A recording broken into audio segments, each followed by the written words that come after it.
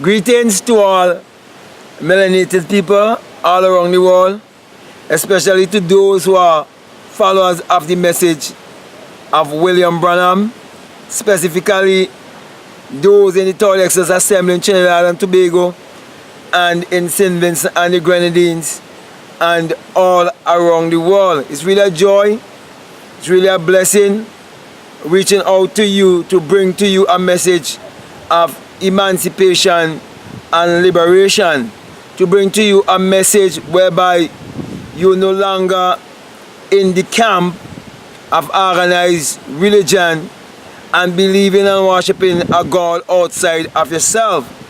For the Bible says, without him there isn't anything made that was made, and all things was made by him. And we all know that everything in this world was first a thought, everything was first imagined, and without your own human imagination, there isn't anything made that was made. And everything else that ever going to be made must first be imagined. Now, without the S-U-N, there is no life. And the Bible says in Malachi 4:2 that the Son of Righteousness, the S-U-N of righteousness, shall arise with healing in his wings within you. Then the Bible also says that you must seek first the kingdom of God and his righteousness, and all these things will be added unto you, which is Matthew 6:33. That when you seek the kingdom and you find the kingdom, that the mystery, of creation, or the secret of creation will be made known unto you, and you will be able to create your reality consciously. Now, just as there can be anything made that was made without human imagination or without it first be a thought or an idea, and everything else that ever going to be made must first be a thought or must first be an idea, it must first be imagined, because God is your own human imagination, the creator. So the creator is in man, and the Bible tells you in 2 Corinthians 13:5 to test yourself or examine yourself. It says, don't you know your own self? Don't you know your own self? That Jesus Christ is in you? And many Christians believe that Jesus Christ is in them. They believe that God is in them. But in what form is God in them? God is the creator. God is that creative power. The power of imagining. Because none of us could create the imagination. The imagination was before money. Your own imagination was before clothes. It was before education. It was before religion. It was before everything else. Because the only reality there is in this earth is consciousness. And that is why I want to speak to you this evening concerning the rising of the sun, and why William Branham had sunrise meeting. And the sunrise meeting was only a symbol. But those who run think with a false message or with the exoteric message and didn't get with the exoteric message and didn't get the esoteric message. They did not get the true essence of the symbolic message, because they didn't understand the mystical language. Because it takes one who born a mystic to understand the mystical language. You know, some people would refer to William Branham as a prophet. I refer to myself as a mystic. There's no difference between a prophet and a mystic. They're all divine revelators of the word, because they become the living word interpreting the written word.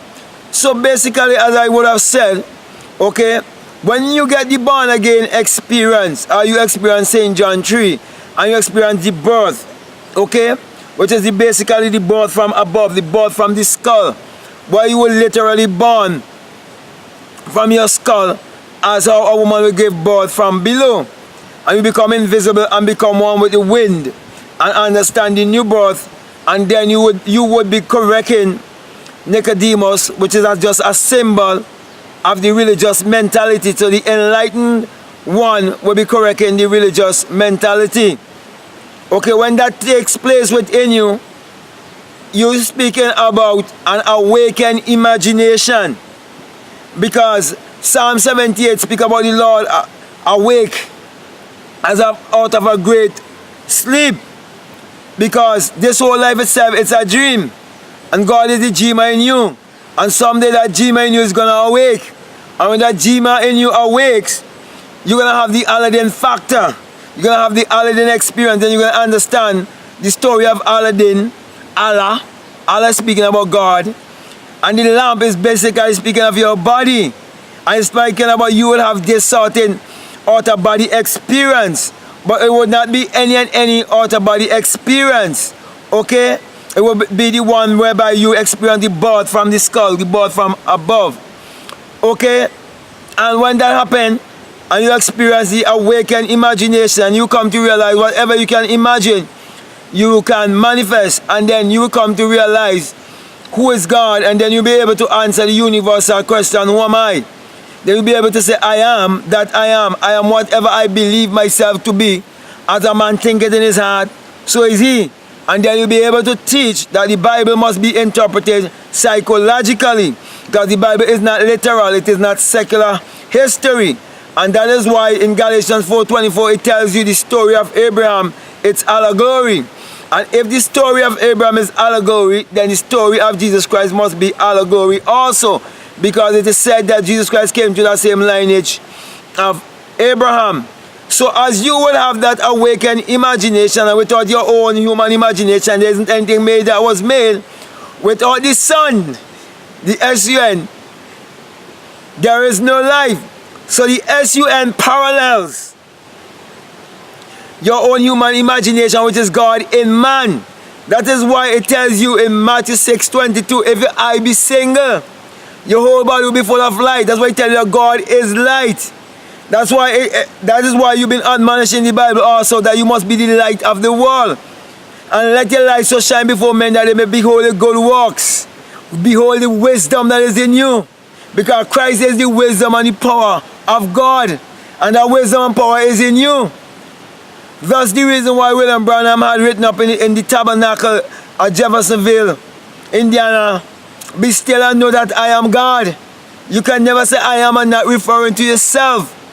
I am the way, the truth, and the life. The truth is within, the way is within, and the life is within.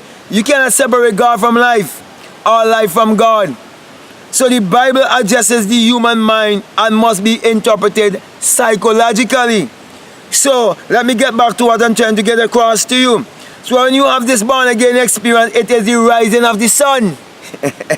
So this mystery can never be known intellectually. It must be experienced. So the whole mystery is the S-U-N in the S-O-N. I did another video on that on my Black Mat Guru YouTube channel. The S-U-N in the S-O-N, that's the mystery. It's the rising of the sun.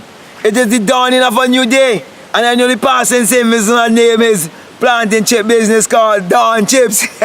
Because of the dawning of a new day, a new experience coming into a new way of thinking, a new life, understanding life in a new way. Coming back to know who you are, coming to your true identity. That's why you say when you receive the Holy Spirit, it is speaking about the energy, the vibration, the frequency that will align you back to nature, align you back to source, to know exactly who you are, to bring you to the place of this journey of life where you have traveled from humanity into divinity. When you come to the highest version of yourself, you discover the highest version of yourself. And it is all by grace. So it is the rising of the sun in you. It is the dawning of a new day. And whatever the sun shines upon, it will bring forth life. It will come to life. And so whenever you speak as one who's been awakened, one who have had the resurrection, who have experienced the resurrection, the true resurrection, who have come to know that the skull, the cranium is Golgotha, and this body is the tomb in which God is dreaming the dream of life.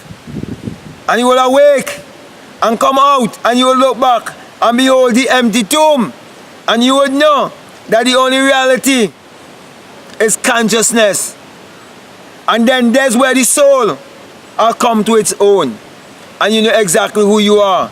And when you know who you are, then you understand sonship, heirship, and inheritance. Then you understand the story of prodigal.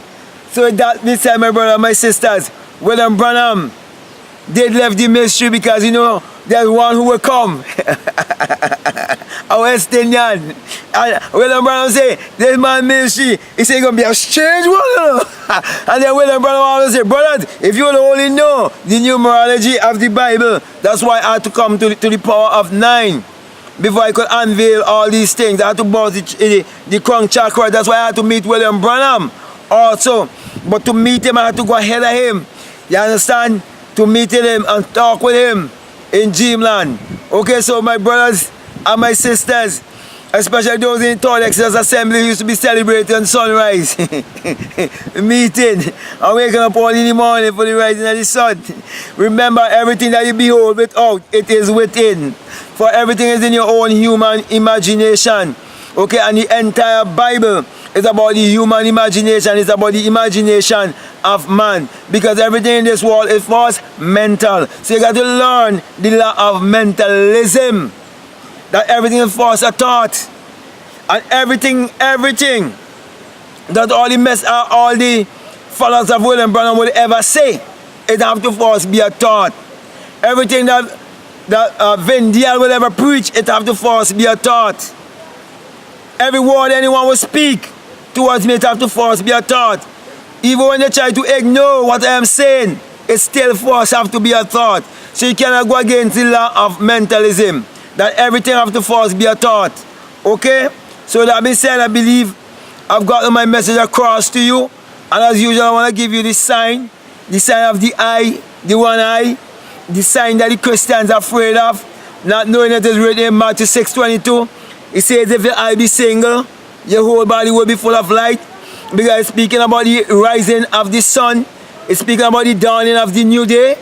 And that the S-U-N will arise in a S-O-N. And he will bring the message to our people, to bring them to emancipation and true salvation, and pointing them back to knowing who they are and to come to the true identity. With that being said, I want to say peace. Love you. I'm out.